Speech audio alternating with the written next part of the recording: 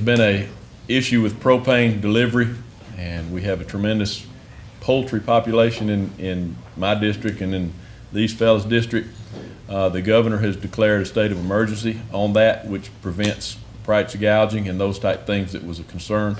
And hopefully that supply will be flowing again readily. We can't afford to have our chicken and poultry industry without the ability to heat, especially when it's 8 degrees in the morning. And so the governor is very much aware of the situation, and he has taken every precaution that he can to make sure we have a supply of propane so we don't have a problem in this district especially. I wasn't able to attend the event at Terry Pines the other night. I was in my speaking in Blount County at a farm group, and I learned about the real seriousness of this problem that night, and we've been working along with the LP Gas Board, the Propane Association. Since that time, I called immediately because it's not only a serious problem for our residential customers. Obviously, we want everybody to stay warm, but it's a huge problem for the poultry industry. And one of the problems was obviously the supply and demand, but the trucks were having to sit 8 hours in Demopolis and Opelika to get loaded, and obviously then that's too long for them to be in a truck. So the thing that the governor did will alleviate some of that problem. And we also, at the Tyson plant in Blunsville, had the week before that a serious problem with natural gas supply. So we really got to address this problem. I mean, we got to handle the crisis immediately, but we really got to address the infrastructure problem with this so that it doesn't affect seriously affect our poultry industry, which is so crucial to my district and all of Cullman County. I have Blount County as well as Marshall next year, and that's my district, you know.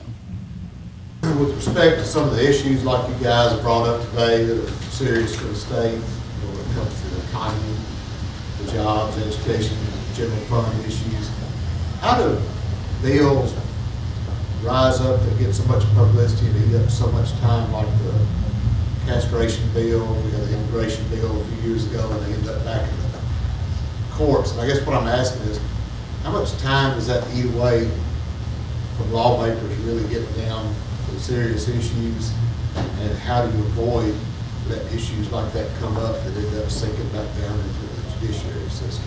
Well, I think one of the biggest problems we have is legislators that want to put out a bill, for instance, your castration bill, that has no chance of passing the legislature.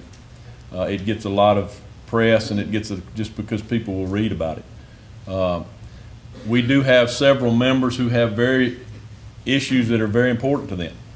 Senator Beeson has had an immigration issue ever since I've known him. And so when a person comes into the body with that kind of interest and with that kind of concern, in the Senate especially, that person can make that an issue and force that issue to be discussed and force that issue to be taken care of. I'm not sure that the House can get in that kind of a quag like the Senate can, just simply because one or two senators can really cause a lot of grief as far as the process.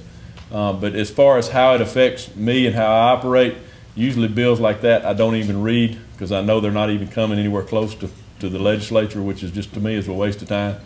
As we see them moving forward, if they start moving forward, then we'll start paying attention to them. But most of the time they won't get in committee, they won't get out of committee. And if it doesn't get out of committee, it'll never reach the floor for us to even have a debate on. Many of those things seem to be more in the press than they are talked about in the halls of the State House.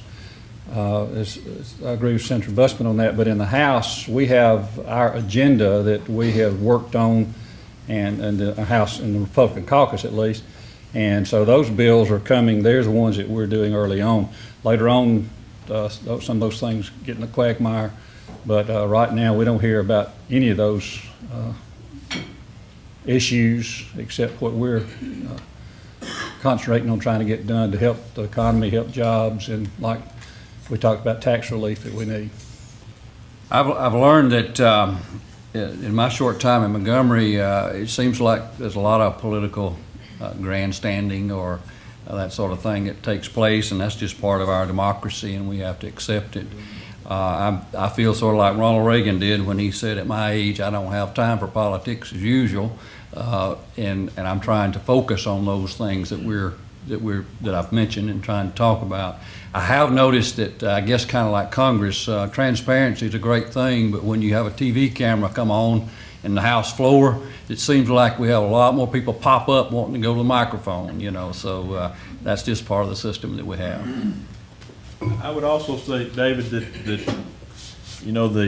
the stuff that we work on the hardest, the job creation, the creating an environment for jobs, incentive packages to provide jobs for people in the area, consolidating departments and cutting down on the expense of government. We've cut $1 billion out of the state budget in the last 3 years because we've consolidated, and those things just don't get.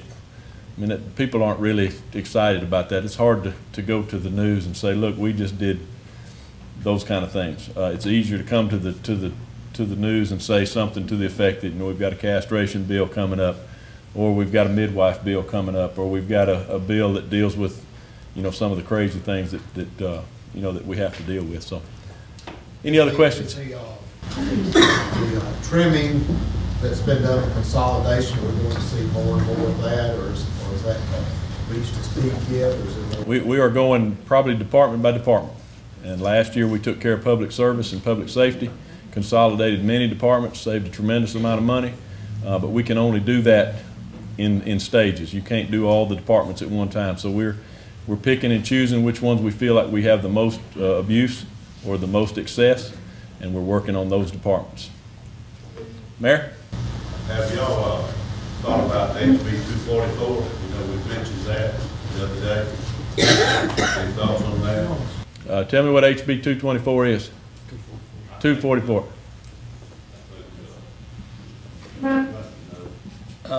I talked to a couple of people about it this week. It's the Open Meetings Act, and talked to a couple of people and going to do some more on it. It was a pretty busy week and didn't get any. It's not in committee yet, or it's probably been assigned to a committee, but hadn't come up for a discussion in the committee yet. But we got that information that you and Roy sent us, and check on it for sure, make sure we're clear with those things.